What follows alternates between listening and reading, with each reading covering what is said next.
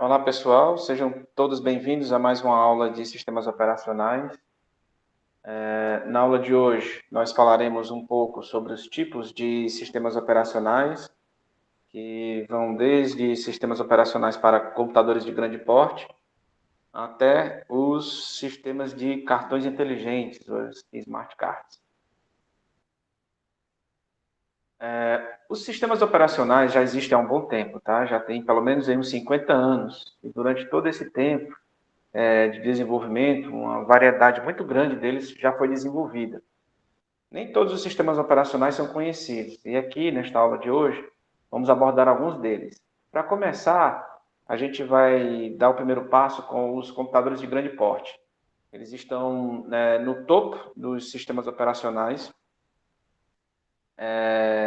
funcionam para aquelas máquinas grandes chamadas de mainframes, que são do tamanho de uma sala e ainda são encontradas em vários centros de processamento de dados nas grandes corporações pelo mundo afora. Geralmente eles ficam instalados em salas especiais, tá? Especialmente desenhadas e projetadas para eles. E a grande característica que eles possuem e diferenciam dos sistemas operacionais dos sistemas de computadores pessoais em termos da sua capacidade de entrada e saída. Né? Eles realizam uma grande quantidade de entrada e saída. Um computador de grande porte, ele pode chegar a possuir milhares de discos, tá? E lidar, trabalhar com uma quantidade de dados que chega a petabytes.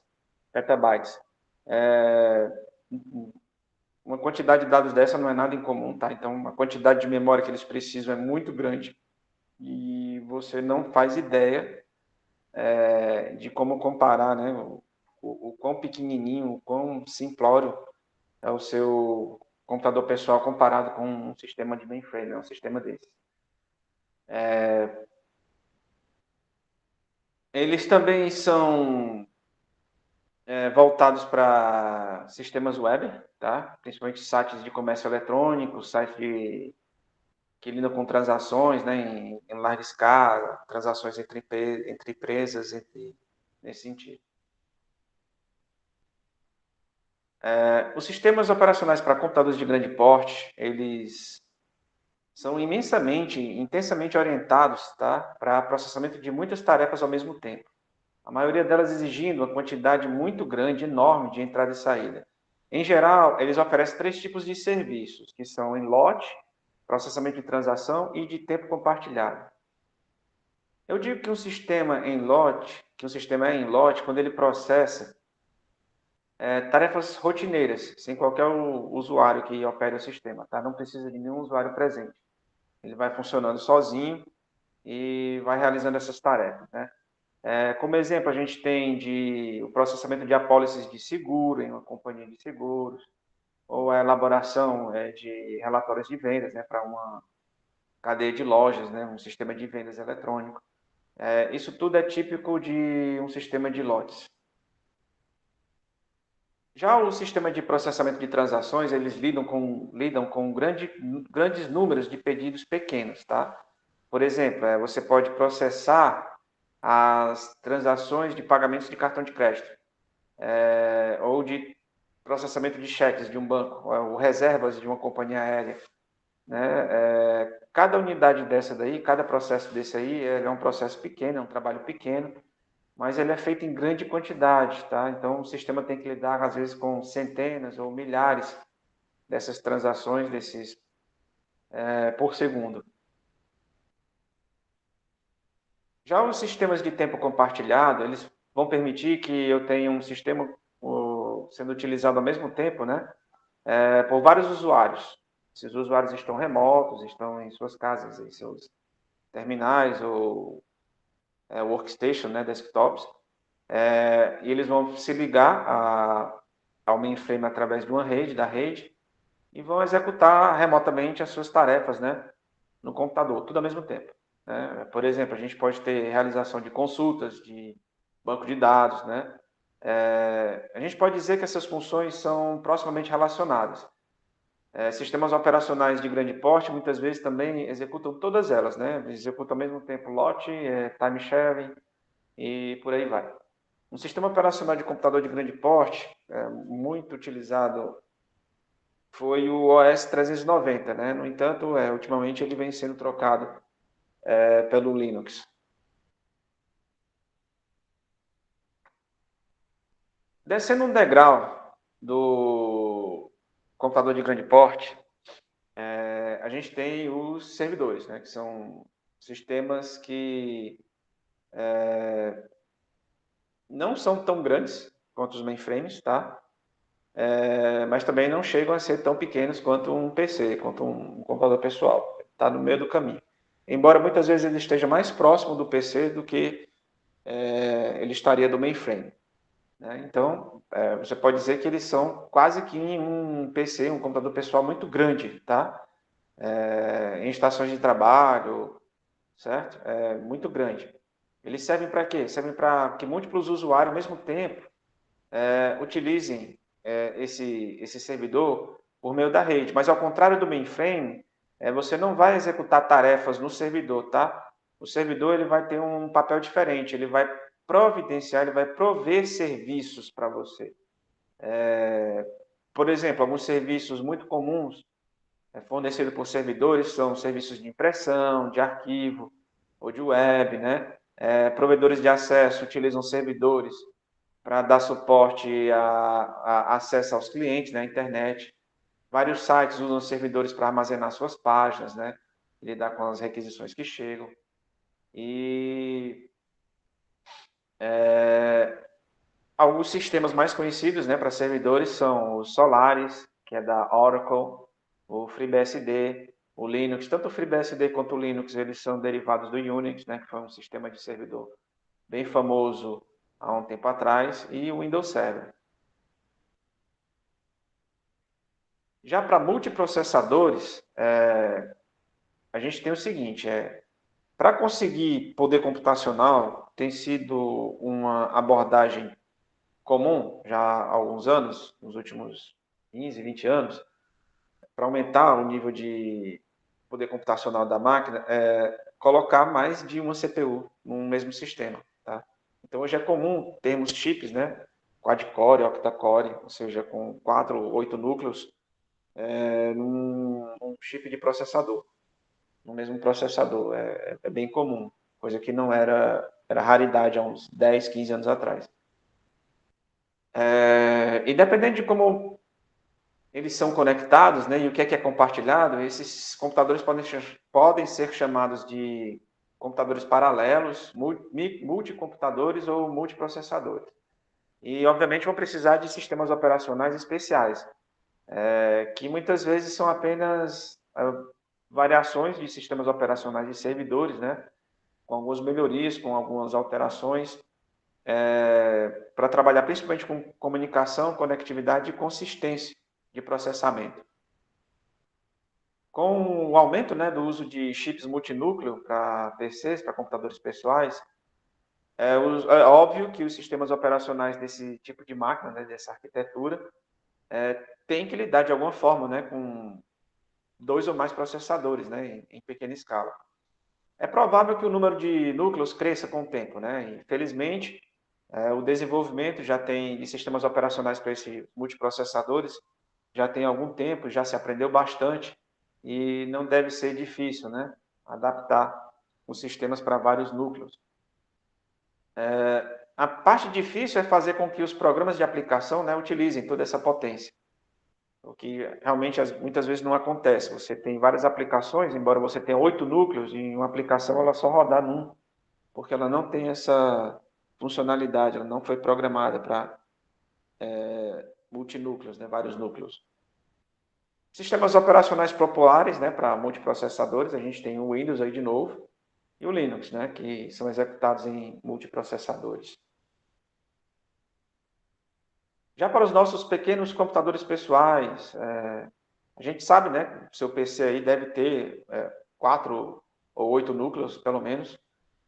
Alguns PCs mais antigos devem ter, no mínimo, aí 2 núcleos. Eu duvido que algum de vocês tenha um chip de processador, um núcleo apenas. Né? Esse tipo de chip já não é fabricado, já não se vê no mercado há muitos anos, há pelo menos 10 anos. né? E a diferença é o seguinte, eles dão suporte à multiprogramação, tá? Mas toda vez que você inicia o sistema, observa-se que vários programas de aplicação são iniciados ao mesmo tempo, né? Então, o trabalho desse tipo de sistema operacional é proporcionar um apoio para vários programas que estão rodando para um único usuário. Tá, eu sei que você deve ter várias contas aí no seu notebook, no seu PC, né? Deve ter uma para você, para o seu irmão, para sua irmã, para sua mãe, para o seu pai. Mas embora você tenha várias contas de usuário, um PC ele é usado por um usuário apenas, de cada vez, né? Não fica você e sua irmã logados, cada um na sua conta, usando um PC ao mesmo tempo. Caso isso aconteça, vocês vão precisar de 2 monitores, 2 teclados, né? 2 mouses, 2 sistemas de entrada e saída. E aí o seu PC deixa de ser um PC para se tornar um servidor de pequeno porte. Tá? Novamente, os sistemas amplamente usados, né? Em computadores pessoais, tá? São o Windows, o Linux, o Windows 10, o Linux, o SX da Apple, né? Vale ressaltar que esses sistemas operacionais eles têm que dar suporte para que você use processamento de texto, né? Planilhas, acesso à internet, ouvir músicas, jogar, né? São tarefas bem diferentes das tarefas que se encontram num servidor, nas camadas dos sistemas mais acima, nos computadores maiores. Tá? É óbvio que existem outros sistemas operacionais não tão conhecidos, né? É provável que a gente não precise falar deles aqui, porque na realidade a maioria das pessoas, dos usuários, nem sabem que eles existem e nem se importam com isso. Alguns exemplos aqui são o Windows 10, você já está careca de conhecer, está mais careca do que eu de conhecer o Windows 10, você provavelmente usa aí na sua máquina. Temos aqui o Linux Ubuntu, versão 2010, foi lançado agora em outubro deste ano. É um sistema operacional baseado no Linux, tá? E muito famoso, amplamente usado no mundo inteiro, oferece um suporte por ter uma camada muito grande, por ter uma gama muito grande de usuários, ele oferece um bom suporte na internet, tanto nos meios de comunicação oficiais, quanto pela comunidade. Eu gostaria de ressaltar aqui uma diferença básica que existe entre o Linux e o Windows, tá? No Windows você tem um pacote completo, né? Você tem um sistema operacional, que é o núcleo, o kernel, e toda a gama de programas, né, que permitem que você interaja com o kernel, com o núcleo, fornecidos pela própria Microsoft. Ou seja, a GUI, né, que é a interface gráfica com o usuário, e diversos outros programas que são necessários para que você interaja com o núcleo, são fornecidos pela própria Microsoft. Já no Ubuntu e em outras distribuições Linux, é diferente, tá? O Linux ele é só o kernel, ele é só o núcleo. O sistema operacional, somente o núcleo do sistema operacional. Todos os outros programas, como a interface gráfica com o usuário e as outras aplicações que permitem que você interaja com o núcleo, são fornecidas por terceiros, podendo ser de código aberto ou proprietários, tá? E quando você pega um pacote desses aí, o kernel do Linux e diversos outros programas, como a interface gráfica com o usuário e outros programas que permitem que você interaja com o núcleo, você tem uma distribuição. Por isso que é comum no Linux a gente ter inúmeras distribuições por aí afora, todas com uma carinha diferente, né? Porque elas fornecem um pacote, um conjunto de aplicações diferentes ao redor, empacotando o kernel do Linux, tá? E elas têm interfaces gráficas diferentes, têm programas diferentes para você utilizar. E por isso que no Linux, no universo do Linux, você tem tantas distribuições diferentes e no Windows você não tem esse conceito de distribuições, né? Você só tem um sistema fornecido pela própria Microsoft. É claro que no Windows também é possível você trocar a interface gráfica com o usuário e os diversos programas que permitem que você interaja com o núcleo. Só que é uma tarefa bem mais complicada e envolve você mexer no registro do sistema. E pouquíssima gente no mundo faz esse tipo de coisa, se arrisca a fazer esse tipo de coisa. Temos aí o macOS X, tá? Assim como o Linux, ele é baseado no Unix, ou seja, é um derivado do Unix. Por isso que a grande similaridade entre o OS X e o Linux, na sua forma como funciona. Pode-se dizer que eles são relativamente compatíveis a nível de núcleo, tá? Não a nível das camadas mais acima, programas de aplicação. Eles não são, não. Né? Eles são relativamente compatíveis a nível de núcleo, justamente por isso, porque eles pertencem à mesma árvore genealógica, né? São todos, ambos são descendentes do Unix, que foi um sistema muito famoso principalmente na década de 80. A nível de curiosidade, como eu falei, existem diversos outros sistemas operacionais, tá? Mas ninguém se importa com eles, ninguém conhece eles, então ninguém os conhece, ninguém se importa com eles, e por isso eles ficam num limbo com poucos usuários, né? Utilizando-os. E obviamente devem ter também pouco suporte, né? Então, dificilmente você baixando um sistema desse, você vai ter o seu hardware funcionando 100% com ele, tá? Esse aqui é o Haiku. Me disseram uma vez que se pronuncia Haikai, né? Ele é um sistema baseado no BeOS, que também foi outro sistema operacional muito utilizado, principalmente no final da década de 80, início da década de 90. Você pode ver pela carinha dele que ele é bem antigão mesmo, né? Tem uma carinha bem retrô. Temos o ReactOS, que é uma tentativa já de muitos anos, de décadas, eu diria, de tentar fazer um Windows open source, né, de código aberto. Isso aí não é um Linux, tá? Não é uma distribuição Linux, é um kernel escrito do zero. O pessoal que desenvolve esse projeto tenta fazer um sistema operacional com um kernel 100% compatível com o Windows, tá? E já tem mais de 10 anos de desenvolvimento e conseguiram alguns avanços, muito poucos, mas conseguiram. Por exemplo, o Word já roda, né? Você pode ter o Firefox, não é lá esse desempenho todo, né? Se você quer um desempenho 100%, não use o ReactOS, usa o próprio Windows. Mas a nível de curiosidade, a título de curiosidade, quem quiser baixar, instalar na máquina virtual, dar uma fuçada, seria de grande valia, né? De grande aprendizado. E, finalmente, temos aqui o Chrome OS. O Chrome OS, na verdade, ele é um navegador Chrome rodando em tela cheia, numa máquina muito humilde, muito simples, batizada de Chromebook, né? Ou seja, um Chromebook é um computador bem furreca mesmo, bem fuleiragem, que vai rodar somente um navegador Chrome em tela cheia.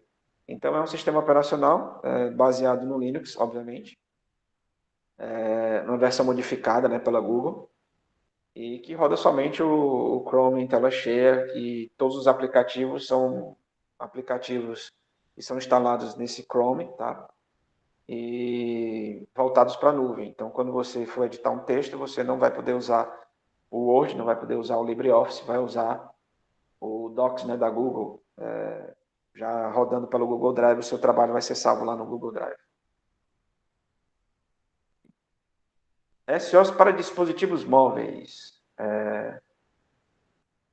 Bom, seguindo, né, com sistemas cada vez menores, a gente saiu dos mainframes, passamos pelos servidores, os computadores pessoais, e agora vamos chegar nos tablets, smartphones e outros computadores portáteis. Um computador portátil, bem no início, era conhecido como PDA, né, Personal Digital Assistant. Era parecido com um tablet, né, a tradução de PDA é assistente digital pessoal. Era um computadorzinho pequeno, que você segurava com uma mão só, podia operar com a mão só. Bem no começo, a tela era de toque, mas você não operava com as mãos, você usava uma canetinha. Né? O pessoal que usa aí o iPad e a canetinha da Apple sabe como é que é. Né? Quem já usou o Galaxy Note também é uma canetinha daquela. Então, o PDA mais antigo, ele só funcionava com aquela canetinha. Depois veio a tela de toque, né? E se aproximou-se mais do que a gente conhece hoje em dia. Tá? E os PDAs, eles tinham vários aplicativos instalados para auxiliar o seu trabalho, né? Tinha agenda, tinha GPS, bloco de anotações, tudo que você pudesse imaginar. Para tudo que você quisesse fazer, tinha um aplicativo, uma aplicação rodando para aquilo ali. E aí foram evoluindo, evoluindo, tá? E chegou o momento em que se tornou interessante unir, né, os telefones celulares, que vieram crescendo também, em paralelo com os PDAs, uniram numa coisa só e aí surgiram os smartphones e os tablets, como a gente conhece hoje em dia, tá? O mercado atualmente está amplamente dominado pela Google com o seu Android, a Apple com o seu iOS. A maioria deles hoje em dia também conta com CPUs com vários núcleos, né? E uma característica marcante são o uso dos chamados apps, de terceiros, né? De outras empresas. E tem app hoje em dia para tudo, né? Tudo que você puder imaginar, tudo que você quiser fazer, imaginar, com certeza você vai ter um app para isso. E eles organizaram, né, o sistema para que a instalação desse app seja feita, principalmente, primeiramente, pelas lojas, chamadas lojas de aplicativos, né? A Apple tem a Apple Store no iOS, a Google tem a Google Play para você instalar. Isso é uma estratégia para impedir que você instale um app de qualquer lugar que vá prejudicar o funcionamento do sistema, que vá um vírus, sei lá, trazer alguma coisa que vá roubar seus dados assim. Finalmente, não finalmente, né, porque ainda tem mais duas categorias, mas a próxima categoria são dos sistemas embarcados, tá? O que são sistemas embarcados?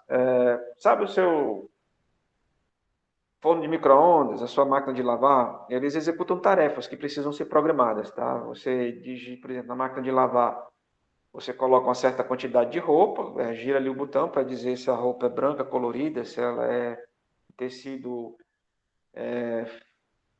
frágil, né?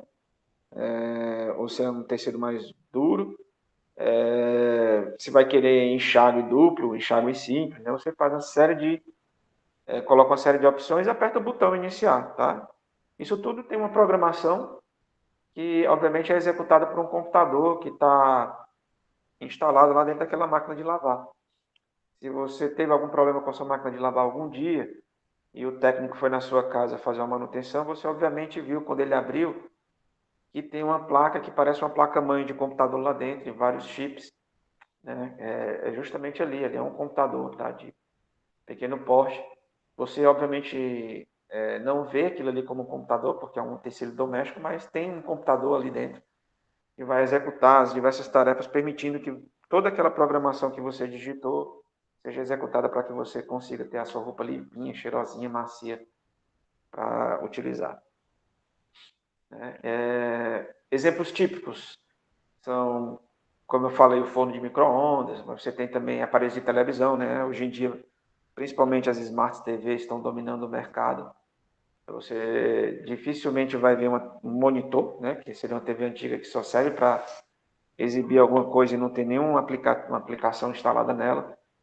Hoje em dia as Smart TVs são um lugar comum e pelo menos tem o Netflix, né, para assistir. Todas elas vêm com o Netflix e várias outras aplicações. A principal propriedade que distingue o sistema embarcado do sistema portátil é que, ao contrário do sistema portátil, num sistema embarcado você não consegue instalar, tá? Uma aplicação diferente, uma aplicação de terceiros. Não existe uma loja. Tá, tudo bem, uma Smart TV pode até ter, mas o conceito é um pouquinho diferente do que acontece com o smartphone, né? Geralmente é um sistema bem fechado, bem restrito. Isso te dá certeza que é um software mais confiável e que nenhum sistema, nenhum software malicioso, né, nenhum aplicativo malicioso vai rodar ali, vai ser instalado por engano na sua televisão, no seu micro-ondas ou no seu eletrodoméstico que vai roubar seus dados ou vai instalar um vírus, né? Uma coisa bem mais confiável por ser mais fechado. Normalmente você não consegue, né, baixar um aplicativo novo no seu micro-ondas, nem sua máquina de lavar. Você pode até falar, professor, mas eu baixo jogos lá no PlayStation. Mas você não instala o jogo na mesma área, na mesma camada que o sistema, né? O sistema é protegido. O sistema você não consegue mexer, você não consegue fazer mudanças nele. É como quando você tem um jogo no PlayStation, por exemplo, como se você estivesse rodando de um CD-ROM, de algum lugar. Isso dá mais proteção, né, como eu falei, para o sistema. Bom, alguns sistemas mais conhecidos são o Linux, obviamente, o Kinix, o VxWorks, são os mais populares, né, nessa área, nesse mercado. Nós sensores, o nosso sensor, ele é pequenininho, tá? É um sistema minúsculo, é um computador minúsculo, que tem uma grande gama de finalidades. Eu vou dar aqui um exemplo. Você pode, por exemplo, monitorar a população de algum tipo de animal selvagem, sei lá, onça pintada, né? Então, como é que pode ser feito isso? O pessoal vai lá, a equipe, né? Vê a onça no meio do mato, dá um tiro na bichinha com um tranquilizante, né? Um dado tranquilizante, acerta ela e daqui a pouco ela cai no sono.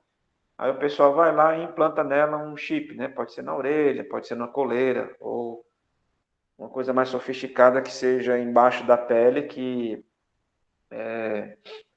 não vai interferir, né, no dia a dia na vida do animal. Nesse chip, pode ter gravado algumas informações, por exemplo, o tamanho, peso, o sexo daquele indivíduo, né, daquela onça,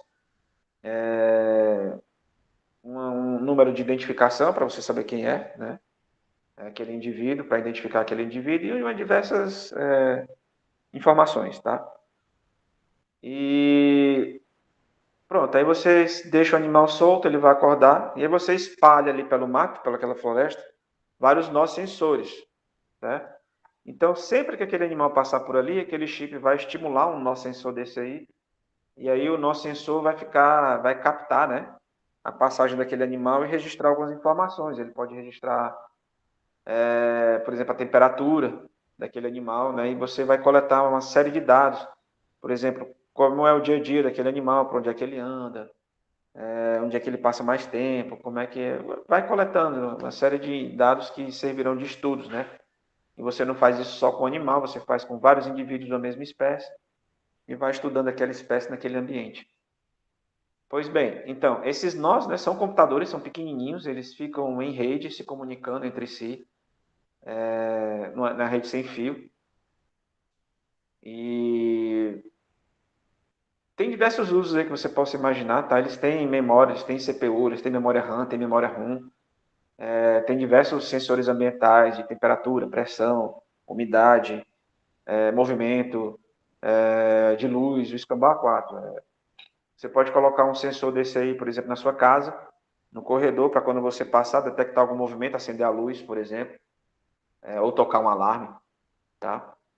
Como ele é um computador de pequeno porte, é bem simples. O sistema operacional também tem que ser pequeno, né? Mas é um sistema operacional verdadeiro. E é um sistema operacional orientado a eventos e não a tarefas, não a processos. Porque ele só vai reagir quando o evento acontecer. Por exemplo, quando a onça passou por ali, né? É que ele vai reagir, tá? Também tem que ver, o sistema operacional tem que ser projetado e construído, levando em consideração as restrições do sistema, também a bateria, né? Um fator fundamental. No nosso exemplo aqui da floresta, eles vão ficar no meio do mato, tá? E não podem ficar ligados 100% do tempo, porque senão a bateria vai se embora e você teria um trabalho muito grande de estar o tempo todo trocando bateria daquela ruma de sensor que está espalhado pela floresta, né? Também são como exemplos, também eles são como sistemas embarcados, tá? Haja vista que você não consegue baixar um programa na internet para instalar nele, ou seja, quando ele começa a funcionar, todo o programa que ele precisa já está instalado, né? E não vai ter usuário interagindo com aquele sistema, tá? Por isso que o projeto, né, desse tipo de sistema operacional é muito mais simples, né? Do que dos dispositivos anteriores, tá? Um exemplo é o TinyOS, que é muito utilizado nesse tipo de nó sensor. Vamos agora para sistemas operacionais em tempo real. Esse tipo de sistema operacional ele tem como característica principal ter o tempo como um parâmetro-chave.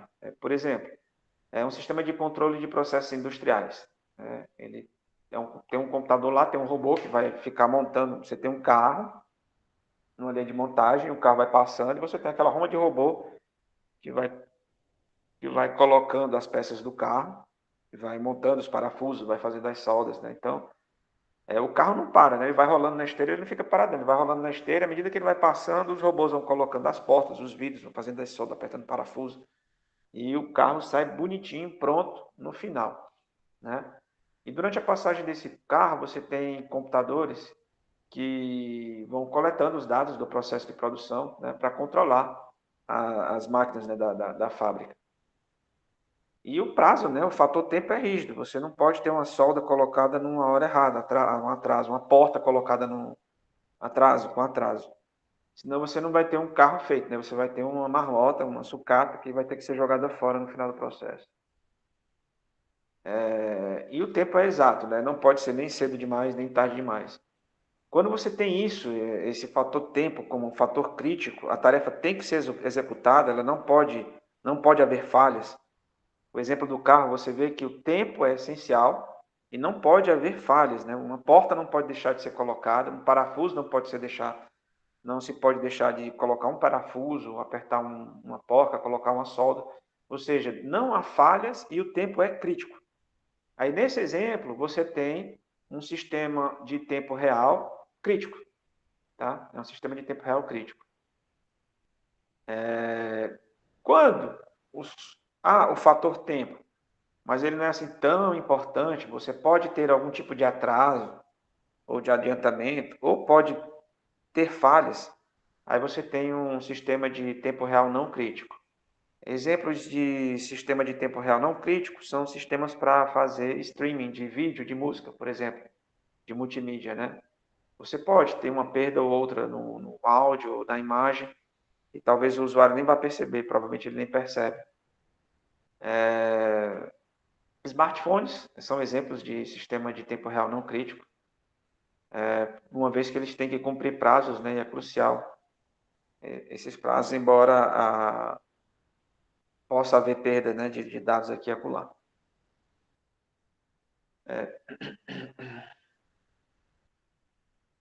Cartões inteligentes. Cartões inteligentes são os menores sistemas que a gente conhece.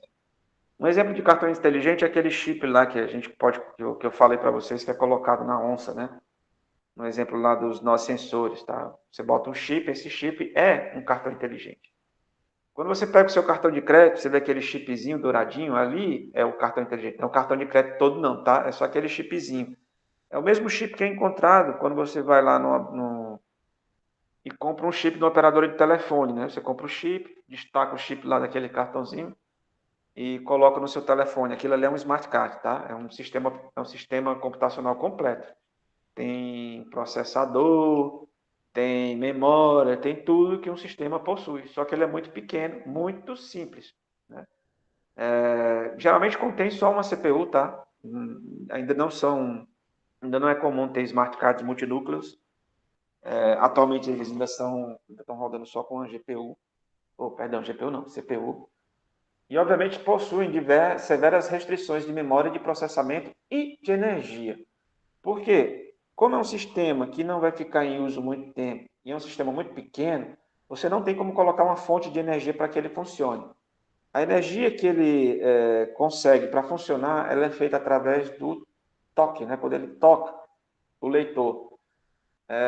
Então, quando você insere o seu cartão de crédito na maquininha, a maquininha passa a energia para que o seu chip funcione. Quando o seu chip de telefone é colocado no seu celular, no seu smartphone, aí o seu smartphone passa energia para que o seu chip funcione. Pode ser feito por toque ou por indução, né? Através de algum mecanismo sem fio. Você vê hoje em dia cartões de crédito e débito que estão funcionando sem que você precise inserir na maquininha, né? Só por aproximação. Então, ocorre uma indução e faz com que forneça energia para esse cartão inteligente e ele funcione. É assim que funciona, por exemplo, o chip lá da onça, né? Ele é um smart card, quando ele se aproxima de um nó sensor, aquele nó sensor por indução, fornece energia para que o chip funcione e mande todas as informações do indivíduo, né? Identificação, todos os dados necessários para que o nosso sensor capte e envie lá para o estudioso lá daquela espécie. Muitos deles, a maioria, consegue realizar somente uma função, tá? Como pagamento eletrônico, no caso do cartão de crédito,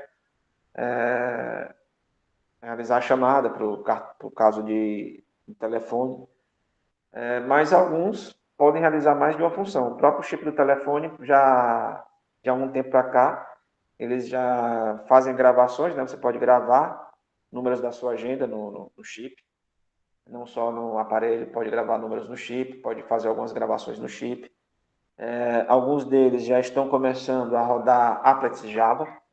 Isso significa o quê? Que na ROM do cartão tem um interpretador Java, né? Rodando lá Java Virtual Machine, né? Máquina virtual Java.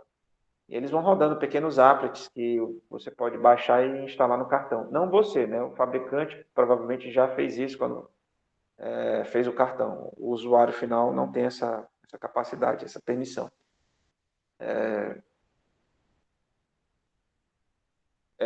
Isso aí, já que você tem múltiplos applets rodando, applets de Java rodando nesse cartão, você está indo em direção à multiprogramação, né? E se há multiprogramação, ao que há necessidade de escalonar os processos, fazer a troca de processo do que é que está rodando agora, né? Intercalar os processos. Aí vem o gerenciamento de recursos, né? A proteção para que um applet não interfira na memória na execução de outro applet, começa a ser mais um problema a ser resolvido, a ser solucionado aí pelo Smart Card, tá? E todas essas questões são resolvidas, são tratadas pelo sistema operacional, que geralmente é bem primitivo. Bom, por hoje é só. Eu espero que todos tenham entendido a aula de hoje. Qualquer dúvida, sugestão, comentário, eu vou abrir um fórum, tá? Lá no SIGA. Vocês podem postar. E um abraço e até a próxima.